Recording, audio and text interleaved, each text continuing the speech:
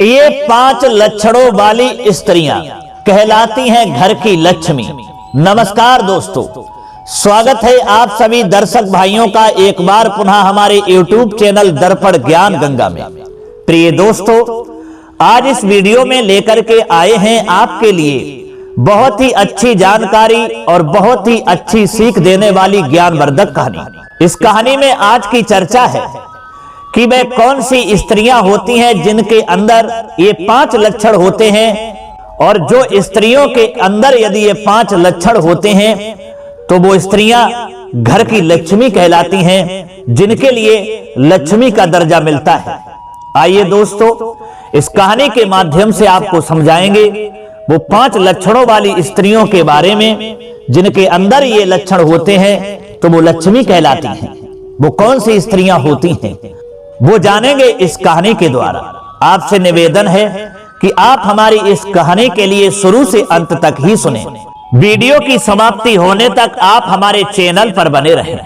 तो चलिए दर्शक भाई, बिना विलंब करते हुए अब सीधे बढ़ते हैं इस कहानी की ओर। प्रिय दोस्तों, बहुत समय पहले की बात है। किसी गांव में 2 दंपति रहा करते थे, यानी पति पत्नी रहा करते थे। भगवान की कृपा से उनके घर में किसी बात की कमी नहीं थी, सारे सुख उनके घर में मौजूद थे। एक दिन की बात है मित्रों, उन पति पत्नी में किसी बात को लेकर के झगड़ा आरंभ हो गया, और झगड़ा इतना बढ़ता हुआ चला गया, आपस में लड़ाई इतनी बढ़ती हुई चली गई कि पत्नी ने अपनी पति के लिए गाली दे दी। और जब पत्नी ने अपने पति को गाली दी तो पति के लिए गुस्सा आ गया और उसने गुस्से में अपनी पत्नी के गाल पर थप्पड़ मार दिया। और जब गाल पर दोस्तों पत्नी के थप्पड़ लगा तो दोस्तों पत्नी पति से भी ज्यादा आग बबूला हो गई और उसने उल्टे सीधे शब्द कहे। और शब्द कहने के बाद में उसके 2 बच्चे थे, एक लड़का था और एक लड़की थी। छोटे बच्चे थे, उनको लेकर के और वह अपने पीहर के लिए निकल दी।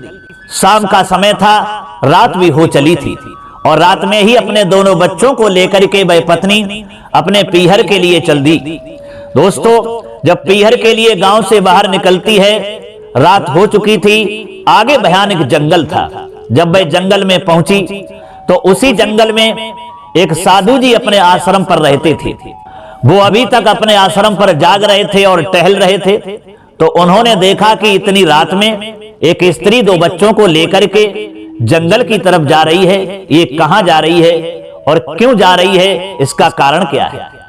उन्होंने रोकना चाहा कि इसको रोक करके पूछें कि बात क्या है, तुम इतनी रात में जंगल के रास्ते कहां जा रही हो। फिर दोस्तों साधु ने विचार किया, अगर हम इसको रोकेंगे तो ये समाज उल्टा सीधा हमारे बारे में सोचेगा कि एक साधु रात में स्त्री से बात कर रहा है। ये सोच करके दोस्तों वह साधु रुक गया। वह स्त्री चलती जा रही थी। फिर साधु ने विचार किया, अगर ये जंगल में आगे बढ़ गई तो जंगली जानवर रहते हैं जो बहुत खतरनाक हैं, जो इसके लिए नुकसान पहुंचा सकते हैं, इसकी जिंदगी को भी ले सकते हैं, इसके बच्चों को भी मार सकते हैं। और हम इसको देख रहे हैं, अगर हम इसे रोकेंगे नहीं तो हमें पाप लगेगा। भगवान को जाकर के हम जवाब क्या देंगे। दोस्तों साधु ने विचार किया, अब होगा सो देखा जाएगा, लेकिन हम इस स्त्री को रोकेंगे जरूर और इससे कहेंगे कि इतनी रात में तुम कहां जा रहे हो।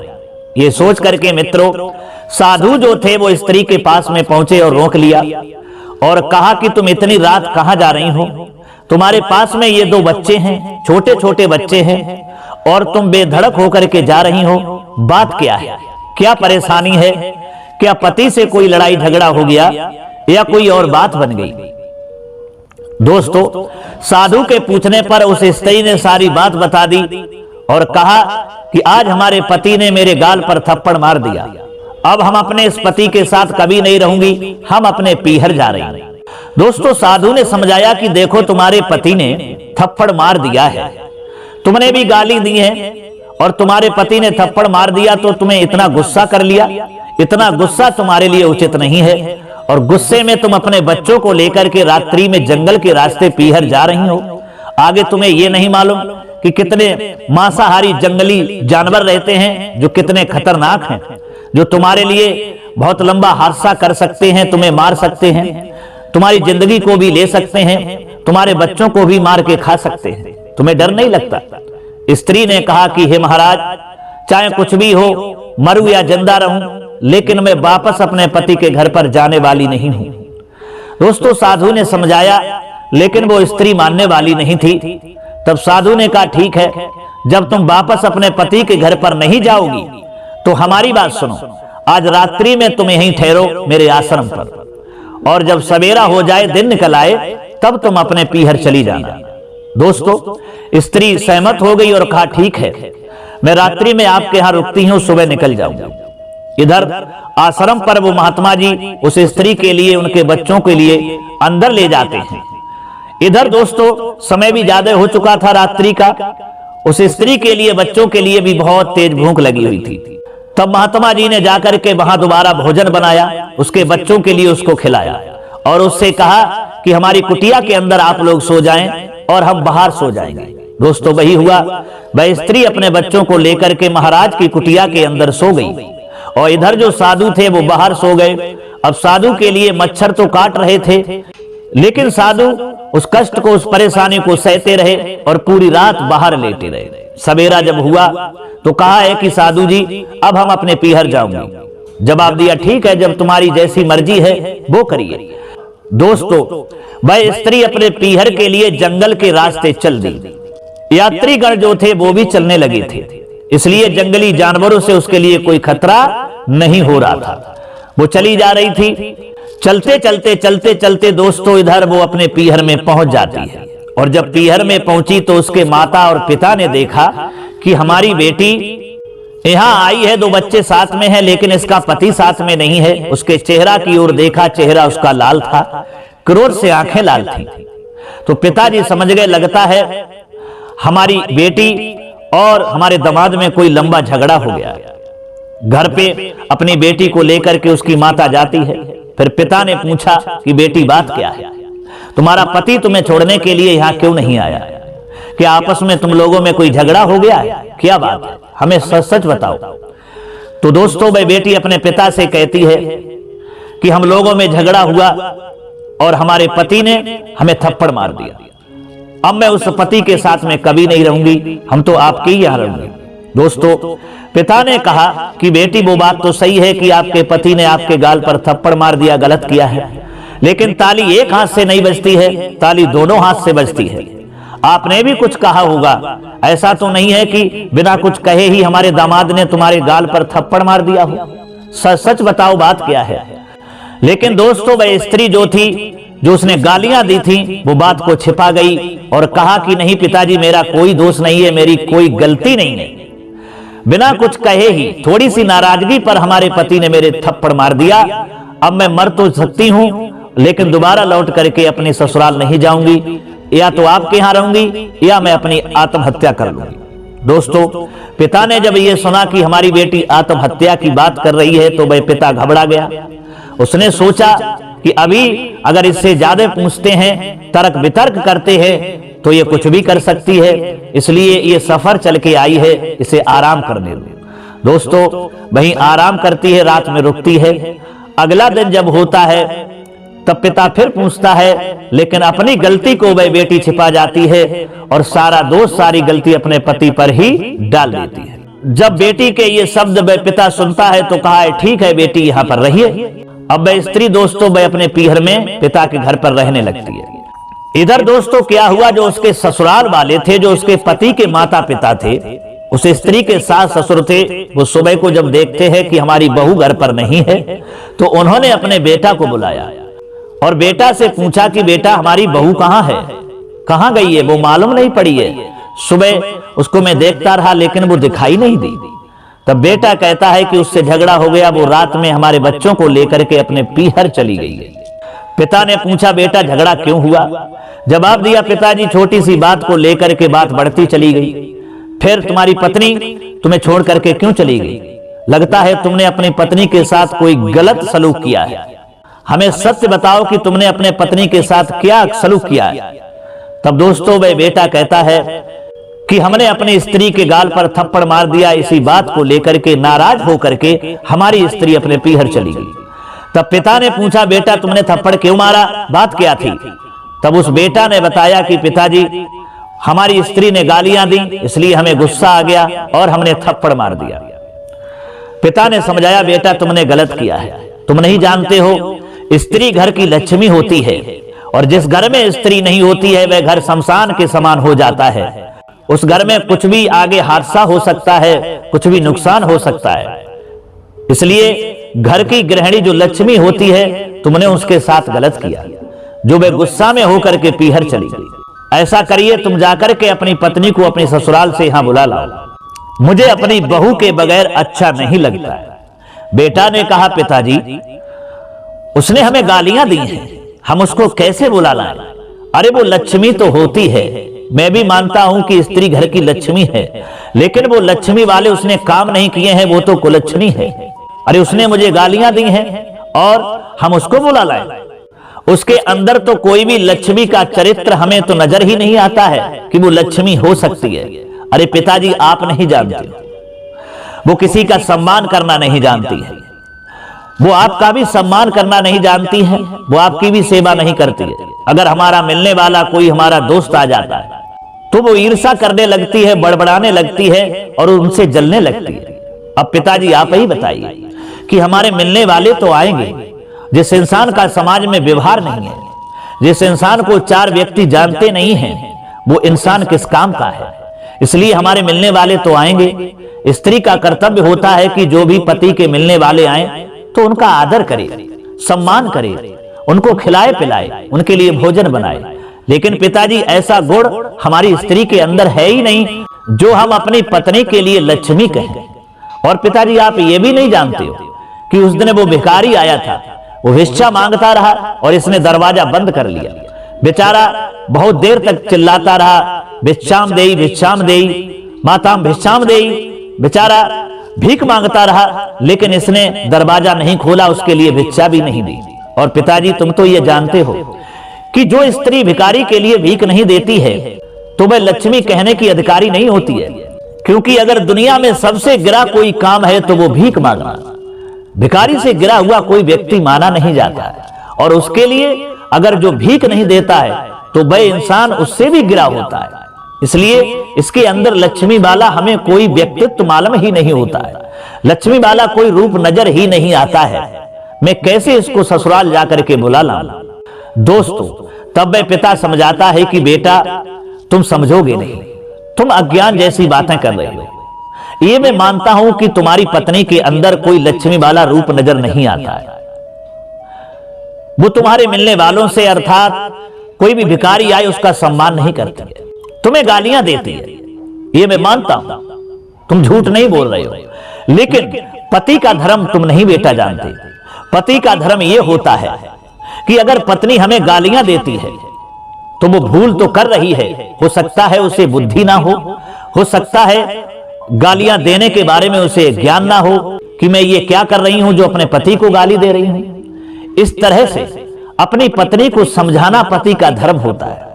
अगर पत्नी जो है गलत रास्ते पर जा रही है, गलत रास्ते को अपना रही है, किसी का सम्मान नहीं कर रही है, ना अपने पति का सम्मान कर रही है, ना अपने परिवार का सम्मान कर रही है, तो सबसे बड़ा धर्म होता है पति का उसे समझाने का, कि पति उसे समझाए और उसे अवगत कराए, उसके अंदर ज्ञान भरे, अज्ञान को मिटाए।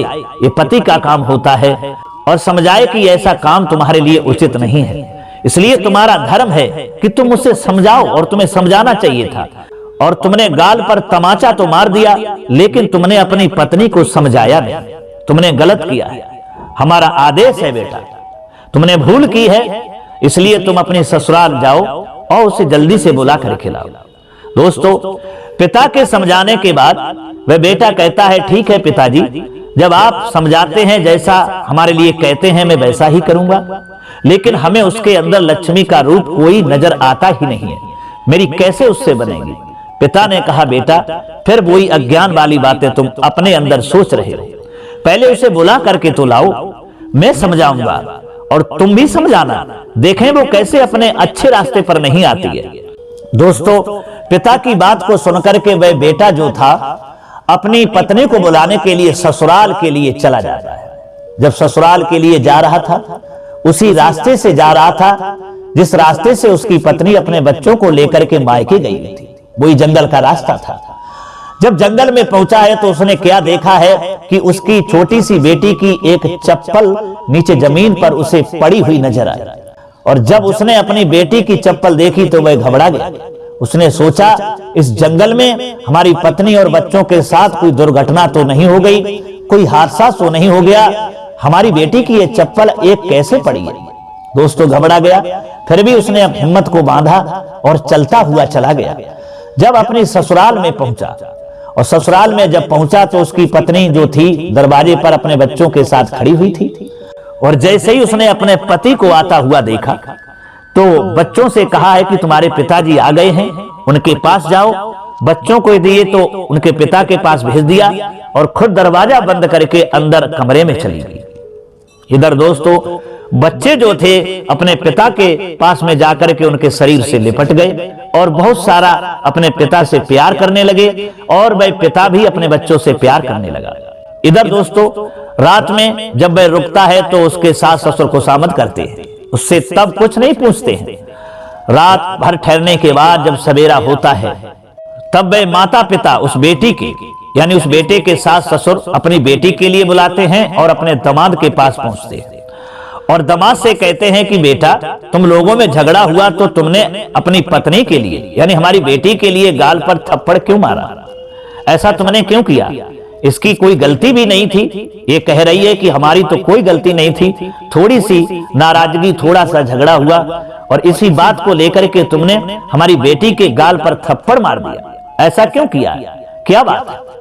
दोस्तों तब उसने कहा कि देखिए पिताजी तुम्हारी बेटी अपने दोस्त तो नहीं बताएगी, सारे दोस्त हमारे ही बताए होंगे, ये मैं जानता हूं, लेकिन इसकी गलती है। ससुर ने पूछा बेटा वही तो जानना चाहता हूं कि इसकी गलती क्या है। तो दोस्तों जो भी बात सत्य हुई थी उस दामाद ने अपने ससुर के लिए बता दी कि थोड़ी सी बात को लेकर के झगड़ा हुआ और इसने हमको गालियां दी और जब इसने गालियां दी तब मुझे गुस्सा आ गया, मैंने थप्पड़ मार दिया। अब पिताजी आप ही बताइए कि कहते हैं कि स्त्री घर की लक्ष्मी होती है और जब लक्ष्मी पति का सम्मान नहीं करेगी, वो गालियां देगी, तो इससे गलत बात इसके लिए क्या साबित हो सकती है, इसलिए मैंने थप्पड़ मार दिया। दोस्तों वह पिता जब अपनी बेटी की यह हरकत सुनता है तो कहता है कि बेटी तुमने ऐसा ही किया, तुमने हमसे झूठ बोला और तुमने अपने पति को गालियां दी। दोस्तों वह बेटी चुपचाप खड़ी रही। तब पिता को गुस्सा आ गया और उसने कहा कि तुम एक स्त्री हो, हमारी बेटी तो हो, लेकिन अब तुम किसी की स्त्री भी बन चुकी हो और स्त्री के बाद अब तुम मां भी बन चुकी हो। तुम्हारे 2 बच्चे हैं, ना तो तुमने अपने पति का धर्म निभाया और ना तुम अपने सही तरीका से मां का भी धर्म निभा रही हो। तुम ऐसे बच्चों को लेकर के यहां चली आई, तुम्हें अपने बच्चों के आगे के लिए भविष्य में कोई चिंता नहीं है जो तुम अपनी ससुराल को छोड़ करके चली आई। अच्छी बात तो बेटा यही है कि तुम अपने पति के साथ यानी हमारे दामाद के साथ पुनः अपने ससुराल में लौट जाओ। दोस्तों तब वह बेटी कहने लगी कि पिताजी मैं मर तो सकती हूं, लेकिन मैं अपनी ससुराल इनके साथ कभी नहीं जा सकती। मित्रों तब पिता ने समझाया कि बेटी तुम अज्ञान हो, तुम्हारे अंदर अभी क्रोध भरा हुआ है और ये अज्ञान तुम्हें ले डूबेगा, हमारा नुकसान कुछ नहीं होगा। मेरा जो धर्म था मैंने निभा दिया, तुम्हारा विवाह कर दिया, अब तुम्हारा धर्म है कि तुम्हें क्या निभाना है और कैसे चलना है। ठीक है अगर तुम हमारे यहां रहती हो तो कितने दिन रहोगी, जरा अपने अंदर से विचार करिए और सोचिए, हम जीवित हैं तब तक तो तुम यहां रह सकते हो और हमारी जिंदगी का भी कोई पता नहीं है क्योंकि हम पर बुढ़ापा है, कब हम लोगों की दम निकल जाए, कब हम लोग इस दुनिया को छोड़ करके चले जाएं और हमारे जाने के बाद ये मैं नहीं मानता हूं कि तुम्हारे भाई और भाभी तुम्हें बुलाएंगे या तुम्हें सही तरीका से रखेंगे। हो सकता है तुम्हें ताने मारें, तुम्हारा अपमान करें। जो आज तुम क्रोध कर रही हो, जो तुम्हें आज दुख हो रहा है अपने पति के थप्पड़ मारने का, इससे ज्यादा दुख तुम्हें उस दिन होगा जब तुम यहां रहोगी मेरे जाने के बाद। तुम्हारे भैया भाभी तुम्हारा अपमान करेंगे, तुम्हें नीची नजर की दृष्टि से देखेंगे, तो उस दिन बेटा तुम्हें बहुत ज्यादा दुख होगा। इसलिए बेटा हमारी बात को मानो, क्योंकि बेटी का घर जो होता है वो ससुराल ही होता है। बेटी के लिए अगर स्वर्ग होता है तो वो ससुराल ही होता है। हमारे लिए तो तुम पराई हो गई हो, इसलिए बेटा अपनी ससुराल को जाओ, क्योंकि अगर स्त्री के लिए सबसे बड़ा सुख मिलता है तो वो ससुराल में मिलता है। और जिस स्त्री का पति सुखी है, जिस स्त्री के बच्चे सुखी हैं, जिस स्त्री के ससुराल वाले बढ़िया व्यक्ति हैं, तो उस स्त्री के लिए उसी घर में स्वर्ग है। दोस्तों, इस तरह से उस पिता ने अपनी बेटी के लिए समझाया और कहा है कि बेटा, पति पत्नी में थोड़ी बहुत तो लड़ाई झगड़ा चलता ही रहता है, लेकिन इस तरह से तुम्हें क्रोध नहीं करना चाहिए और इस तरह से पति को गाली भी नहीं देना चाहिए जिस तरह से पति मजबूर होकर के तुम्हें मारे या तुम्हारा अपमान करे। इसलिए पहले स्वयं सुधरिए, उसके बाद दूसरे को सुधारने की बात करिए। कहते हैं ना कि खुद सुधरो तो संसार सुधरे। इसलिए बेटा, हमारी बात ये गांठ में बांध लो, अगर तुम्हें जीवन में सुखी रहना है तो अपनी सास ससुर की सेवा करना, अपने पति की सेवा करना, अपने बच्चों को सही तरह से पालना, यही तुम्हारे लिए सुख देगा। दोस्तों, पिता के ऐसे समझाने पर बेटी जो थी वह रोने लगती है और अपनी गलती की क्षमा अपने पिता से मांगने लगती है। तो पिता कहता है कि हमसे क्षमा मांगने से पहले अपने पति से क्षमा मांगो। दोस्तों, वह स्त्री अपने पति से क्षमा मांगती है और कहती है कि पिताजी, हमारे अंदर अज्ञान था, मैं तो यही जानती थी कि पिता के यहाँ सारी जिंदगी रह सकती हूँ, गुजार सकती हूँ, लेकिन आज हमें यह मालूम हुआ कि बेटी जो है वो पराया धन है। बेटी के लिए सर्व सुख अगर मिलता है तो ससुराल में मिलता है, पिता के यहाँ नहीं मिलता है। पिता के यहाँ तो जब तक मिलता है जब तक वो कुंवारी रहती है। शादी होने के बाद अगर सुख मिलता है तो ससुराल में मिलता है और पिता का घर तो एक रिश्तेदारी की तरह हो जाता है। पिताजी क्षमा चाहते हैं, अब हम दोबारा शिकायत का मौका आपको नहीं देंगे। दोस्तों, वह पिता और उसके माता खुश हो जाते हैं और हंसी खुशी के साथ बहुत कुछ दान दहेज दे करके एक पोटरी में वो दान दहेज बांध देते हैं और अपने दामाद बेटी को वहां से विदा कर देते हैं।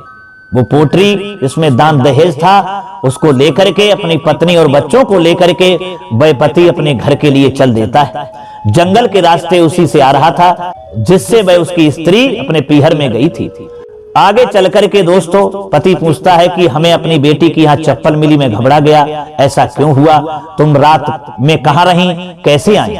तब दोस्तों, वह पत्नी कहती है कि हे स्वामी, मैं इस तरह से रात में आ रही थी तो एक साधु ने रोक लिया और जब सवेरा हुआ तब मैं वहां से निकली। जाते समय साधु ने कहा था कि बेटा, जब तुम कभी भी जिंदगी में लौट करके अपनी ससुराल में आओ तो हमसे मिलकर के जाना।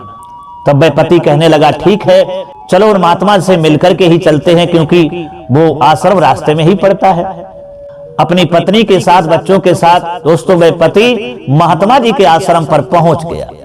वहां क्या देखा कि महात्मा स्नान कर रहे थे, तो महात्मा जी ने उस बेटा और उस लड़की के लिए देखा, उस स्त्री के लिए देखा जो रात में वहां ठहरी हुई थी। तब साधु ने कहा, ठीक है, थोड़ी देर वहां बैठ करके विश्राम करो, मैं स्नान और पूजा करने के बाद तुमसे अभी मिलने के लिए आता हूं। दोस्तों, महात्मा स्नान करते हैं, पूजा पाठ करते हैं, उसके बाद में उनके पास पहुंचते हैं और बड़ा खुश होते हैं उनको देख करके। फिर कहते हैं कि बेटी, उस दिन मैंने समझाया था लेकिन तुमने हमारी बात को नहीं माना था। स्त्री के लिए सर्व सुख अगर है तो ससुराल है और आज तुम लौट करके आ ही गई। दोस्तों, वह स्त्री महात्मा से क्षमा मांगती है और कहती है कि हे महाराज, हमसे गलती हो गई थी और क्रोध में आकर के मैं अपने पीहर चली गई थी, लेकिन हमें आज मालूम हुआ आप सत्य कह रहे हो कि स्त्री के लिए सर्व सुख उसका पति और उसकी ससुराल है। दोस्तों, तब महात्मा जी समझाते हैं और कहते हैं कि बेटी, मैं तुम्हारे लिए 5 बातें बताता हूं और वो 5 बातें तुम अपने जीवन में याद रखना। ये 5 लक्षणों वाली जो स्त्रियां होती हैं उन्हें लक्ष्मी का रूप माना जाता है और उन्हें लक्ष्मी का दर्जा जरूर मिलता है। स्त्री ने पूछा कि हे महात्मा जी, वे 5 लक्षणों वाली स्त्रियां कौन सी होती हैं जिन्हें लक्ष्मी का रूप माना गया है और ये समाज उन्हें लक्ष्मी के रूप में ही देखता है? तब साधु कहता है दोस्तों उस स्त्री से कि देखिए बेटा, वह 5 लक्षणों वाली स्त्रियां ये है, मैं तुम्हें बताता हूं और ये 5 बातें तुम जीवन में याद रखना। दोस्तों, साधु कहता है कि पहले लक्षण वाली स्त्री वो होती है जो सुबह उठ करके स्नान करती है, पूजा पाठ करती है और पूजा पाठ करने के बाद में फिर अपना घर का काम काज करती है, और अपने बच्चों को देखती है और उनको सही तरीका से साफ सफाई से रखती है और फिर उनके लिए स्कूल भेजती है। ये होती है पहले लक्षण वाली स्त्री। कहते हैं कि जो स्त्री सुबह उठ करके स्नान ध्यान करती है, पूजा करती है और घर की साफ सफाई रखती है, तो उस घर में लक्ष्मी का वास होता है। लक्ष्मी उस स्त्री से प्रसन्न रहती हैं और उस घर में कभी गरीबी नहीं आती। पहले लक्षण वाली तो स्त्री ये होती है। दोस्तों, दूसरे लक्षण वाली स्त्री बताते हुए वह साधु कहता है कि देखिए बेटा, दूसरे लक्षण वाली स्त्री ये है कि जो स्त्री अपने पति का, अपने सास ससुर का, अपने परिवार का और अपने बच्चों का ध्यान रखती है कि हमारे बच्चे दुखी तो नहीं हैं, हमारे बच्चों के पास में क्या कमी है, किस चीज की जरूरत है, हमारे पति क्या चाहते हैं, भूखे तो नहीं हैं, प्यासे तो नहीं हैं, हमारे सास ससुर भूखे तो नहीं हैं, प्यासे तो नहीं हैं, उनका जो ध्यान रखती है, हर समय ध्यान रखती है, तो उस स्त्री के लिए लक्ष्मी का रूप माना जाता है और लक्ष्मी उससे खुश रहती है। और जो स्त्री अपने बच्चों का, अपने पति का, सास ससुर का ध्यान नहीं रखती है, तो लक्ष्मी उससे रुष्ट हो जाती हैं और उसके घर को छोड़ करके बेटा चली जाती हैं, जिससे उस घर में गरीबी आ जाती है। इसलिए हर स्त्री के लिए अपने पति का, अपने सास ससुर का और बच्चों का सही तरीका से ध्यान रखना चाहिए। यही स्त्री का कर्तव्य होता है और यही स्त्री का धर्म होता है। और बेटा, तीसरा लक्षण स्त्री के अंदर यह होना चाहिए कि अपने पति को कभी गाली न देना। जो स्त्री अपने पति को कभी गाली नहीं देती है, उसका सम्मान करती है और परिवार वालों का, सास ससुर को भी गाली नहीं देती है, उसका सम्मान करती है, अच्छे शब्दों से उनकी इज्जत करती है, मीठा बोलती है, तो वह स्त्री लक्ष्मी का रूप मानी जाती है। और जो स्त्रियां अपने पति को गालियां देती हैं, अपने सास ससुर को गालियां देती हैं, अपने परिवार के लिए अपशब्द बोलती हैं, तो उस स्त्री के लिए लक्ष्मी का दर्जा कभी नहीं मिलता और वह समाज में भी अपमानित होती है। इसलिए हर स्त्री के अंदर यह लक्षण होना चाहिए कि किसी को भी गाली ना दे, सबके साथ मीठा बोले और सबके साथ अच्छा बर्ताव करे। ऐसी स्त्री के लिए ही लक्ष्मी का रूप मिलता है। और चौथी लक्षण वाली स्त्री वो होती है जो स्त्री घर आए अतिथि का सम्मान करती है, भिखारियों को भीख देती है, वही स्त्री लक्ष्मी का रूप कहलाती है। बेटा, जो स्त्रियां घर आए अतिथि का सम्मान नहीं करती हैं, उनके लिए खाने पीने की नहीं पूछती हैं, भिखारी को भीख नहीं देती हैं, भिखारी दरवाजे पर चिल्लाता रहे और निराश होकर के वो अगर दरवाजे से लौट जाए, तो समझ लो कि उस घर में लक्ष्मी कभी आती नहीं है और उस स्त्री से लक्ष्मी क्रोध में हो जाती है। जो स्त्री भिखारी के लिए भीख नहीं देती है, अतिथि का सम्मान नहीं करती है, उससे लक्ष्मी हमेशा के लिए रुष्ट हो जाती हैं और वह घर कंगाल बन जाता है। इसलिए ये लक्षण स्त्री के अंदर होना चाहिए कि घर आए अतिथि का और भिखारी का भी सम्मान करे। और बेटा, अंतिम पांचवा लक्षण ये होना चाहिए कि सुबह जल्दी उठना। जो स्त्री सुबह जल्दी उठती है, सुबह 4 बजे उठ जाती है और अपने घर का कामकाज करने लगती है, झाड़ू लगाती है, साफ सफाई करती है और बर्तनों को भी साफ करती है, तो उस घर में लक्ष्मी का वास हो जाता है और उस घर से कभी लक्ष्मी जाती ही नहीं है और उस स्त्री के लिए लक्ष्मी का ही रूप माना जाता है। बेटा, जो स्त्रियां देर से उठती हैं, घंटों तक देर तक सोती रहती हैं, देर में उठती हैं, फिर उठने के बाद अपने श्रृंगार में लग जाती हैं, न बर्तनों को देखती हैं कि बर्तन हमारे गंदे पड़े हैं, न घर की साफ सफाई करती हैं, न झाड़ू लगाती हैं, न बच्चों की ओर देखती हैं कि बच्चों के कपड़े गंदे हैं, बच्चे गंदे घूम रहे हैं, न उनकी साफ सफाई करती है, तो ऐसी स्त्रियां लक्ष्मी का रूप नहीं मानी जाती हैं। ऐसी स्त्रियां कुलक्षणी का रूप मानी जाती हैं बेटा।